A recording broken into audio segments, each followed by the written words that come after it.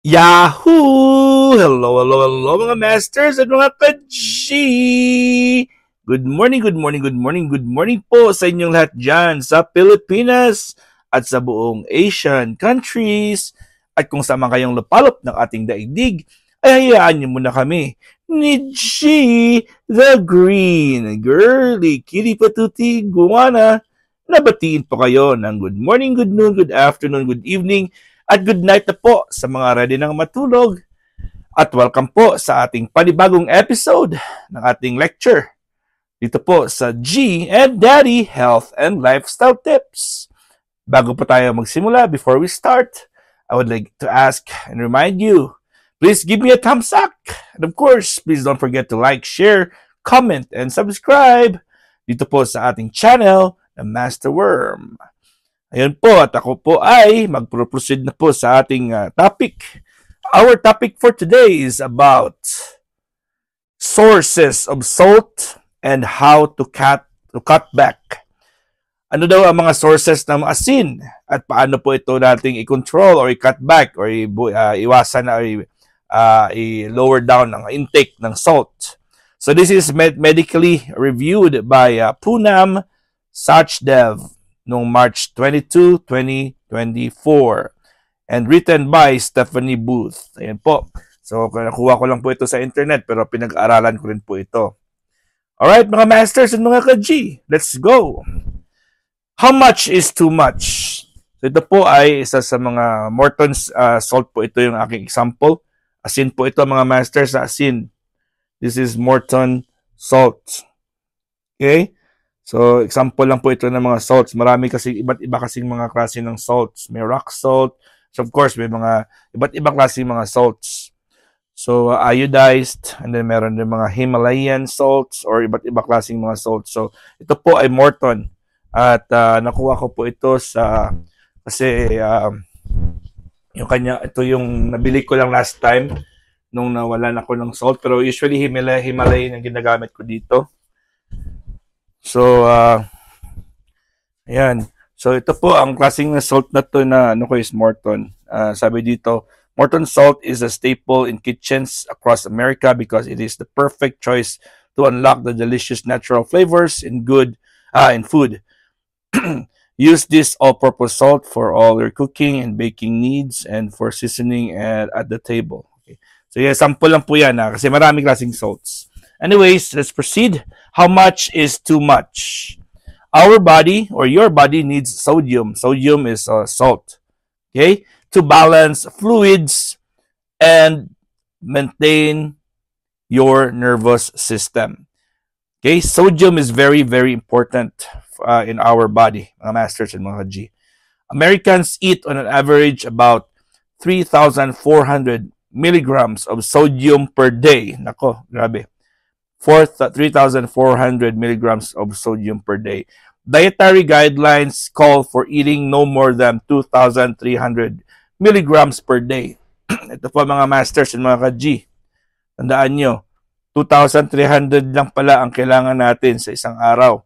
Pero dito po sa US, usually ang kinoconsume po nyo, they consume 3,400 milligrams per day. So they exceed 1,100 milligrams. So, grabe. Okay, that's about 1 teaspoon of table salt.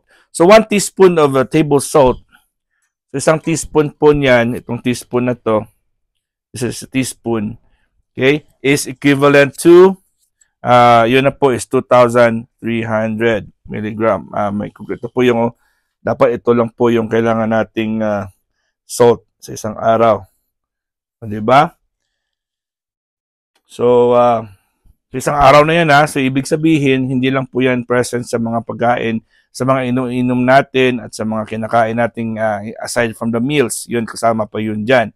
Your doctor may recommend far less depending on your health risk. So it doesn't mean na kailangan talaga, yung ano dyan is the doctor may also tell you to limit or to lower down the salt level or the sodium level. So ang minsan po ay pitik-pitik lang po yung kailangan. Yung iba nga hindi lang nila they don't recommend to use salt, but salt is very vital for the body. Okay, so nearly half of all Americans need to lower salt limit or lower the limit. Okay, because they exceed the limit already. So, check the labels. And po mga masters, the next is check the labels. Most of the sodium we get is from packaged and processed foods. Okay, tandaan po natin na yung mga kinakain natin, mga junk foods, yung mga ham, mga bacons, at kung ano yung mga processed foods. Diyan po makikita ang sodium, lalo na yung sa mga delata or canned foods. So make it a habit to read nutritional fact labels. Look for foods that have less than 120 milligrams of sodium per serving. Mga masters and mga ka-G, please make sure every time you buy something or you check from the grocery stores, make sure that the sodium content is only less than 120 milligrams per serving. Okay? 120 milligrams per serving po, mga masters and mga ka-G. Double check the serving size. If you eat more than this amount, you'll get more sodium. Of course, pag sinabi po dyan, yung isang lata ng corned beef, halimbawa, ay meron siyang 3 servings. Yung isang lata. Siyempre, pag inubos mo isang lata, 3 times din po yung nakain mo. Di ba? Kasi hindi po pwedeng one person is 1 can. So, kailangan meron. I-check mo talaga yung sodium content niya dyan. So, 120 milligrams per person per serving ng po of sodium ang ating kailangan sa ating kinakain. Okay? So, next is read the ingredients. Okay? Read the ingredients. Sodium isn't always listed as salt.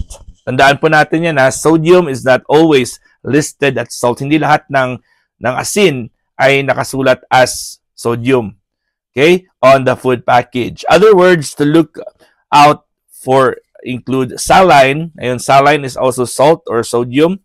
Sodium benzoate. Okay, sodium benzoate and sodium bicarbonate or baking soda. Sodium chloride, sodium nitrate, and monosodium glutamate or benzene, or MSG. Again, ayun po, if you want to check the labels, make sure or the particular words or names, please double check or review the description below. I included a description below. Okay, the closer an item is in front of the list, the more the food contains. The more that food contains. Okay? The closer an item is to the front of the list. So, marami po sila. Yung ano dyan saline, sodium benzoate, sodium bicarbonate, sodium chloride, sodium nitrate, monosodium glutamate. Ayan po sila. Salt po yan pa rin. Meron po yung sodium. Next is frozen meals. Yung mga masters, frozen meals. So, di ba? Nandiyan po, mga frozen meals po, they always have sodium with that.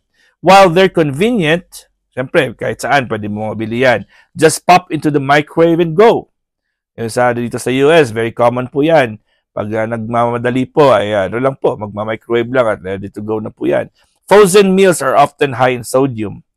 Aim for no more than 2 or 3 each week.